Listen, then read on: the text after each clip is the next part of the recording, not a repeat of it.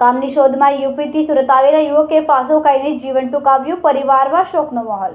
સુરત ઉદ્યોગ વિસ્તાર ગણાતા સચિન જીઆઈડીસી વિસ્તારમાં આપઘાતની ઘટના સામે આવી છે। મળતી માહિતી મુજબ ઉત્તર પ્રદેશના કોલાકાજી ગામનો રહેવાસી 22 વર્ષીય યુવક કામની શોધમાં 4 મહિના પહેલા સુરત આવ્યો હતો।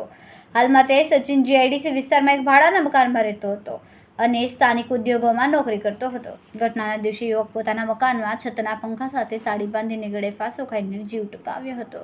ઘરના અન્ય લોકો દ્વારા દરવાજો ખખડાવ્યો અને કોઈ જવાબ ન મળતા તેમણે તાત્કાલિક પોલીસને જાણ કરીને ઘટના સ્થળે સચિન જીઆઈડીસી પોલીસ દોડી આવી હતી। મૃતદેહને કબજામાં લઈને પોસ્ટમોર્ટમ માટે હોસ્પિટલ ખસેડાયો હતો।